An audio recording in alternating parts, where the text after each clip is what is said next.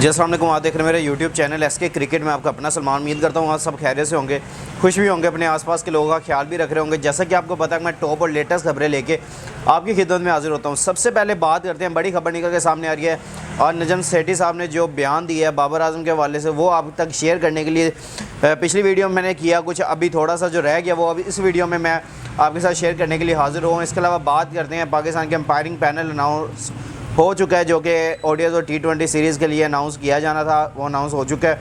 कौन कौन नाम शामिल है वो आप तक पहुंचाते हैं। और एट दी एंड बात करते हैं जो हमारे एक्स चीफ सेलेक्टर हैं मोहम्मद वसीम, उन्होंने बड़ा बयान दिया है पाकिस्तान के प्लेयर्स के हवाले से, वो क्या सीन है उसके ऊपर भी आपको अपडेट करते हैं। अगर आप मेरे चैनल पर नए और पहली दफ़ा आए हैं तो जल्दी से जल्दी मेरे चैनल को सब्सक्राइब कर लें और बेल आइकन को ज़रूर दबाएँ ताकि मेरी लेटेस्ट वीडियो आप तक पहुँचती रहे।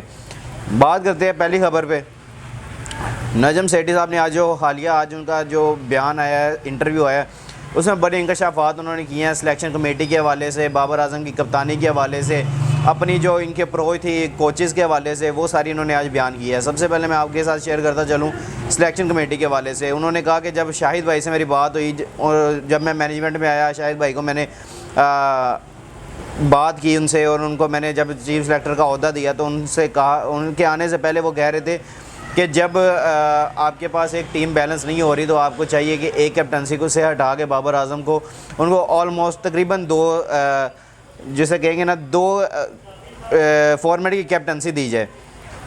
लेकिन एट दी एंड जब बाबर आजम जब उन्होंने कहा कि बाबर आजम ने थोड़ा सा डिनाई किया और अच्छी परफॉर्मेंसेस दी, लेकिन साथ ही जब शाहिद भाई ने ज्वाइनिंग की अपने as a interim chief selector, उन्होंने ज्वाइनिंग की तो साथ ही उनका बयान चेंज हो गया और उन्होंने कहा कि नहीं बाबर आजम को ही रहने देते हैं। और वो मुझे पता है क्यों, क्योंकि आपको पता है कि जब आप बाहर होते हैं आपकी बातें कुछ और होती हैं, जब आप इधर आते हैं मैनेजमेंट में आते हैं तब आपकी बातें कुछ और होती हैं। सिर्फ इस वजह क्योंकि आपको पता है कि मैं इंटरिम चीफ सेलेक्टर हूँ, मैंने सिर्फ एक दो सीरीज़ के लिए मैं आया हूँ। उसके बाद जब इनके रेगुलर आएंगे वो हटाना चाहेंगे तो हटा दें, नहीं हटाना चाहते तो ना हटाएं। अपने ऊपर सारा मलबा क्यों लेना है। बाद में आपकी फ़ैन फॉलोइंग इतनी ज़्यादा है, अगर आप उनको हटाएंगे उसके बाद बाबर आजम की इतनी ज़्यादा फ़ैन फॉलोइंग है आप उनको नहीं चेज़ कर सकते।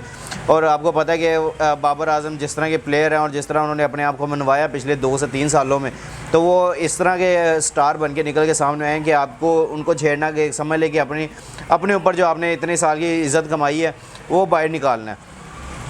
तो यही बयान उनका निकल के सामने आया नजम सेठी साहब का कि भाई हम जो चाह रहे थे कि बाबर आजम को एक, क्योंकि वो कहते हैं कि मैं अकेला फ़ैसला नहीं करता, और अकेला फ़ैसला इसलिए नहीं करता क्योंकि मैं सारों को बिठाता हूँ, उनसे राय लेता हूँ। जब सारे एक चीज़ पे मुतफिक होते हैं या फिर कोई ज़्यादा वोटिंग होती है तब जाकर मैं सोचता हूँ कि यार ठीक है इस चीज़ में ज़्यादा, तो मैंने तब भी यही किया कि मैंने बाकी सेलेक्टर से पूछा और बाकी जो मैंने अपने मैनेजमेंट के जो ऑफिशियल्स सारे जो थे उनको इकट्ठा किया, उनसे पूछा गया बाबर आजम के हवाले से कि क्या उनकी इतनी कैप्टनसी बुरी है कि उनको हटाया जाए और उनको लेके आगे चला जाए। तो उनसे ज़्यादा ही जो ऑफिशियल्स थे बाकी सेलेक्टर से वो ज़्यादातर यही चाह रहे थे कि नहीं बाबर आजम को कंटिन्यू करने थे। जब एक रेगुलर कैप्टन आ जाएंगे, जब एक रेगुलर सेलेक्टर्स आ जाएंगे तो आप उनको हटा के फिर वो चाहे हटाएं चाहे वो ना हटाएं वो उनके ऊपर सारा डिपेंड करेगा। लेकिन जब भी सिलेक्शन कमेटी के यानी कि जो चेयरमैन आए शाहिद अफरीदी, उन्होंने आगे बड़ा डिफेंड किया, उन्होंने कहा नहीं ठीक है बाबर आजम को रहने दे, वो अच्छा लीड कर रहे हैं और साथ उनका सारा मौक़िफ़ ही बदल गया।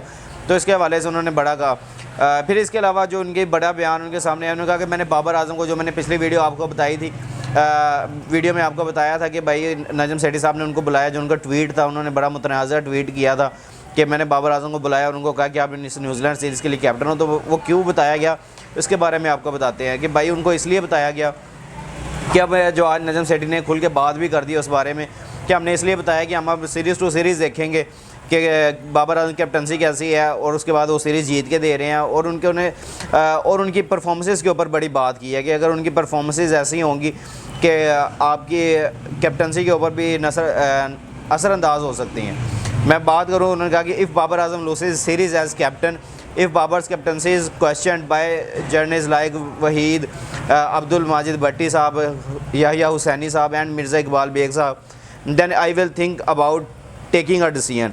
ये उनका बड़ा बयान निकल के सामने आया कि उन्होंने कहा कि मैं सीरीज़ टू सीरीज़ अब देखूंगा बाबर आजम की कैप्टनसी को। अगर उनकी एक सीरीज़ भी ख़राब गई और उन्होंने बाकी जो जर्नलिस्ट हैं जो उनसे सवाल पूछते हैं अगर उनको भी वो मुतासिर ना कर पाए तो फिर मैं डिसीजन ले सकता हूँ और मैं डिसीजन लेके बाबर आजम कैप्टनसी को हम साइड पे हटा भी सकते हैं।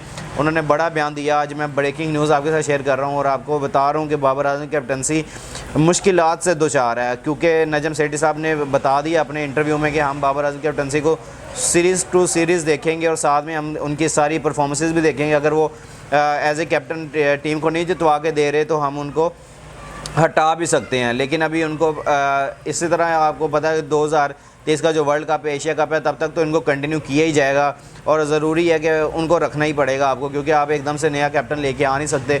अब अगर आप लेके आएंगे तो वो आपके पास चांस भी आगे बैकअप के तौर पे नाम भी कौन से हैं मुझे नहीं समझ आएगी आपके पास। आप इस तरह बड़ा अगर आप इतना बड़ा बयान देते हैं तो आपके पास बैकअप पे भी तो कोई प्लान होगा, लेकिन आपके पास बैकअप के पे कोई प्लान नहीं है। आपको पता है शादाब ने जिस तरह लीड किया है वो सबके सामने है। उसके बाद आप देख लें आपके पास रिजवान बचते हैं, यहाँ पे शाहीन शाह अफरीदी बचते हैं। तो अगर आपने उनकी तरफ जाना तो अभी उनको ग्रूम करें, वाइस कैप्टन बनाएं, फिर ग्रूम करें, फिर उनकी तरफ जाएं। और शादाब अगर आपके वाइस कैप्टन इतनी देर से रहें तो पहले हक उनका बनता है कि आप उनकी तरफ जाएं।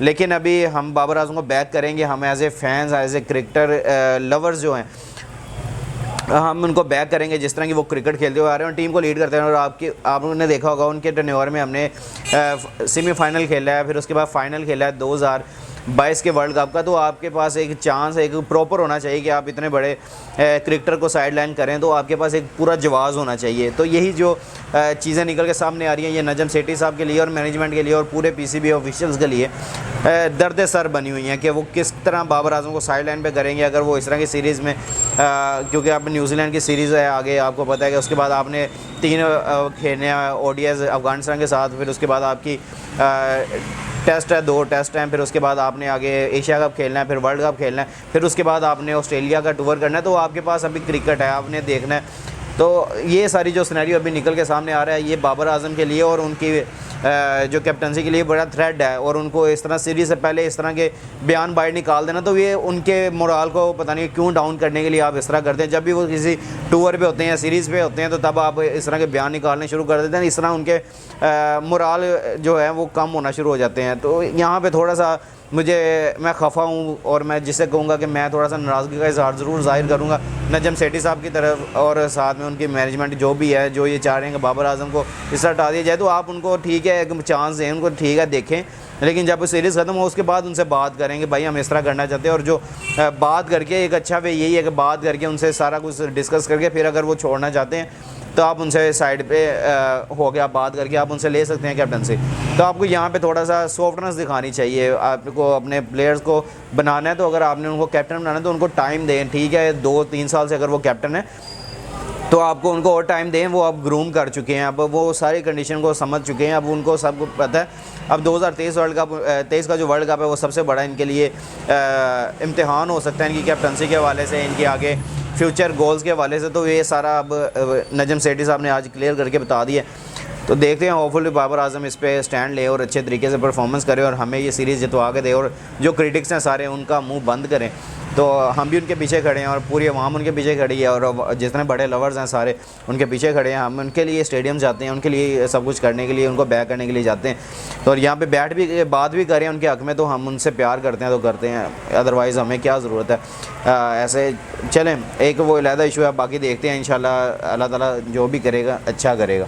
इसके अलावा अगली खबर पे आते हैं। जो बड़ी खबर निकल के सामने आ रही है कि मोहम्मद वसीम साहब एक्स जो चीफ सेलेक्टर हैं उनका बयान निकल के सामने आया है। भाई मैं अब क्या बताऊं आपको, आप भी सुन के हैरान हो जाए। वो कह रहे थे कि भाई अफगानिस्तान के खिलाफ अपना फुल स्ट्रेंथ भेजते और न्यूजीलैंड के खिलाफ अपने सीनियर प्लेयर्स को आराम करवा सकते हैं। तो ये उनका बयान जो निकल के सामने आया हमारे समझ से बाहर है। ठीक है उनकी एक अफगानिस्तान के खिलाफ भेजने की ये थी कि अभी वो लड़के सारे तैयार हुए थे, सारे परफॉर्मेंस दे के आए हुए थे PSL में, तो फिर उसको बाद उनको चांस जो मिलना था वो ऐसे आप छोटी सीरीज़ में दे सकते हैं। अब आपके पास देख ले आगे न्यूजीलैंड की जो सीरीज़ है वो मोस्ट इंपॉर्टेंट है आपके प्लेयर्स को बूस्टअप करने के लिए। आगे आपने एशिया कप के लिए जो जाना है, उसके बाद आपने वर्ल्ड कप के लिए जो जाना है, तो आपके पास यही एक बूस्टअप है। जो न्यूजीलैंड की सीरीज़ है वो एक T20 एक रफ़ आइडिया, आपको पता है वो आपके साथ तय नहीं थे। तो ऑस्ट्रेलिया ने मना किया तो उन्होंने आपसे रिक्वेस्ट की कि हमारे साथ आप ODIs खेलें, लेकिन उन्होंने कहा हमें ODIs नहीं, हमने T20s खेल लेंगे। तो आपने वो वाली सीरीज़ करवाई है, तो आपने उसमें यंगस्टर्स को चांस दिया, तो वो एक अलहदा इशू है। ठीक है वो अपनी फुल स्ट्रेंथ भेजेंगे क्योंकि उनको पता है कि हमने पाकिस्तान के खिलाफ खेलना है। लेकिन पाकिस्तान की जो टीम है और पाकिस्तान की जो मैनेजमेंट उन्होंने यही सोचा होगा कि हमने अपने प्लेयर्स को, यंगस्टर्स को भी चांस देना, हमने उनको भी नीचे से बेंच स्ट्रेंथ को भी अपनी बना के रखना है। कभी ज़रूरत पड़ जाती है तो आप उसके बाद जो सीनियर प्लेयर्स के बाद आप कहाँ पे जाएंगे।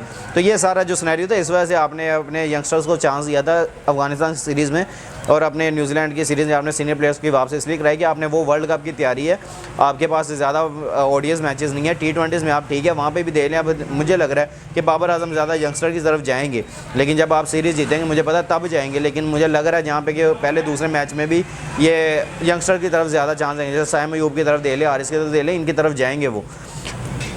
रही बात दूसरी ओडीएस में, तो वो वहाँ पे ज़्यादा एक्सपेरिमेंट नहीं करेंगे। जो आपके पास मेन प्लेयर्स आपके खेलते हुए पीछे से आ रहे हैं वही आपके साथ चलेंगे आगे। जैसा पिछले न्यूजीलैंड सीरीज़ में भी वो जो मेन प्लेयर्स है आपने उनको चांस दिया था आगे, अब यहाँ पे भी मेन प्लेयर्स को ही आप चांस देंगे जिनके साथ आपने आगे वर्ल्ड कप खेलना है। तो आपको यहाँ पे थोड़ा सा सॉफ्टनेस ज़रूर दिखानी चाहिए। ठीक है आप बयान दे देते हैं, लेकिन जब आपके पास पावर होती है तब आप ये सब कुछ किया करें और बात किया करें। बाहर बैठ के तो कोई भी कह सकता है, हम भी बाहर बैठे हैं, हम कुछ भी कह सकते हैं। अगर बाहर हम किसी के पाबंद हो जाएंगे तब जो ऊपर से हुक्म आएगा हम भी वही कहेंगे। तो आपको वहाँ पे परफॉर्मेंस करने का जब टाइम होता है वहाँ पे किया करें। यहाँ पे बैठ के इस तरह अपनी टीम को डीमोरलाइज़ करना मुझे समझ नहीं आती कि यार आप अपने प्लेयर्स को सपोर्ट नहीं कर सकते तो कम से कम उनके इस तरह बातें तो ना करो। तो ठीक है जो भी है देखते हैं। इसके अलावा अगली खबर पे आते हैं। एम्पायरिंग पैनल अनाउंस कर दिया गया है जो पाकिस्तान और न्यूजीलैंड के खिलाफ ओडीआईज़ और T20s के लिए एम्पायरिंग पैनल है, उसके ऊपर आपकी नज़र डलवाते हैं। तो पहले जो अपने अलीम डार साहब हैं उनको इंटरनेशनल पैनल में शामिल कर दिया गया दोबारा से। वो इसलिए कि आपकी होम सीरीज़ हो गई या इंटरनेशनल इवेंट्स हो गए वहाँ पे अब करेंगे। इसके अलावा जो बाकी और मुल्कों की करते हैं एम्पायरिंग वो नहीं करेंगे, बस जो अपने पाकिस्तान के एम्पायरिंग इंटरनेशनल मैचेस में वहाँ पे एम्पायरिंग किया करेंगे। उसके बाद जब आईसीसी इवेंट्स आएंगे 2023 का जैसे वर्ल्ड कप आ रहा है उसमें जाके वो किया करेंगे एम्पायरिंग। तो ये उनकी खिदमत दोबारा हासिल की जा रही हैं और इस सीरीज़ में वो एज ए पॉइंट भी किए गए हैं, एज ए सीनियर जिसे कहेंगे अंपायर के तौर पर।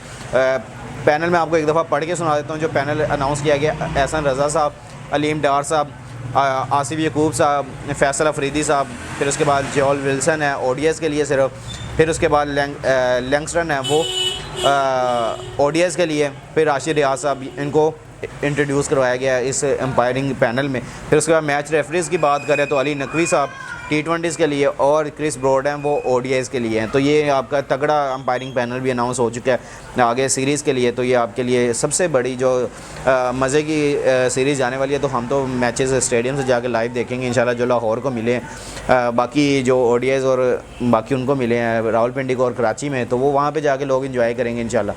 तो ये सारा सिनेरियो और सारी चीज़ें हैं आपकी खिदमत में लेके हाजिर हुए थे।